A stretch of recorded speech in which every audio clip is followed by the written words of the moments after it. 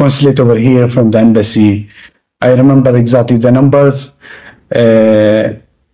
Bangladeshi numbers, population in Bangladesh, population in UAE, around 7 lakh. Now it's 1.2. সংযুক্ত আরব আমিরাতে আমাদের যেই সকল প্রবাসী ভাইরা বসবাস করছেন তাদের জন্য এইমাত্র একটা গুরুত্বপূর্ণ আপডেট এসেছে। এই ভিসার আপডেট আপনাদের প্রত্যেকের জেনে রাখা জরুরি। সংযুক্ত আরব আমিরাত প্রবাসী ভাইরা দয়া করে আপনারা প্রত্যেকেই সতর্ক থাকুন এবং আপনাদের যারা বন্ধু বান্ধব কিংবা আপনজন আছে তাদের প্রত্যেককেও সতর্ক করুন যে কোনোভাবে কেউ যেন তাদের ভিসা ক্যান্সেল না করে।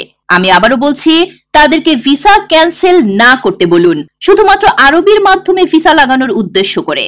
আপনি যদি আপনার ভিসা ক্যান্সেল করেন তাহলেই আপনার সমস্যায় পড়ার সম্ভাবনা রয়েছে। অর্থাৎ যদি আপনার আরবির মাধ্যমে ভিসা লাগানোর উদ্দেশ্য করে আপনার ভিসা ক্যান্সেল করেন তাহলে আপনি বিপদে পড়বেন। গতকাল আমরা আপনাদেরকে জানিয়েছিলাম যে কিছু আরবির ঘরে ভিসা হচ্ছে, যার আরবির ঘর থেকে ক্যান্সেল হয়েছে। এখন সমস্যাটা হচ্ছে নতুন করে ক্যান্সেল হলে ভিসা হবে এমন কোনো গ্যারান্টি পাওয়া যাচ্ছে না, কারণ প্রচুর ভিসা রিজেক্ট হচ্ছে এবং হাতে গোনা কয়েকটা অ্যাপ্রুভাল আসছে।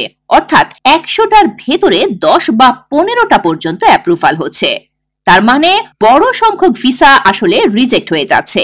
তাই নতুন করে কেউ ক্যান্সেল না করার জন্য আমরা বারবার সতর্ক করছি। তবে সবচেয়ে গুরুত্বপূর্ণ হলো কারোর সাথে কোনো রকম আর্থিক লেনদেন করবেন না। অনেকেই এই সুযোগটা কাজে লাগানোর চেষ্টা করছেন। আপনি যদি এখন কাউকে টাকা দেন, বিশ্বাস করেন আপনি এই টাকা আর ফেরত পাবেন না। তারা এটা ওটা বলবে কিন্তু আপনাকে আর এই টাকা ফেরত দিবে না। বলবে এটা আমরা জমা দিয়েছি, অ্যাপ্লাইতে আছে, কিংবা আরো নানান বাহানা দিবে, অথচ আপনার কোনো কিছু হবে না। যদি কেউ আগে আরবির ঘরে ক্যান্সেল হয়েছেন ওই রকমই থাকুন, উপযুক্ত ডকুমেন্ট এবং আপনার আরবির ঘরে ভিসা লাগাবেন। ওনার অরিজিনাল ডকুমেন্টগুলো আপনারা সাথে নিয়ে যাবেন আবেদন করতে। যদি তারপর আপনার নসিব ভালো হয় সেই ক্ষেত্রে হয়তো অ্যাপ্রুভাল আসবে, আর যদি আপনার কপাল নিতান্তই খারাপ হয় তাহলে আপনার রিজেক্ট আসবে।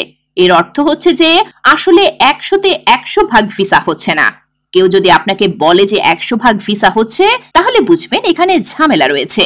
আর যদি আপনি রিস্ক নিতে চান এবং ঝুলন্ত অবস্থায় থাকতে চান তাহলে এটা আপনার নিজ দায়িত্বেই করতে হবে।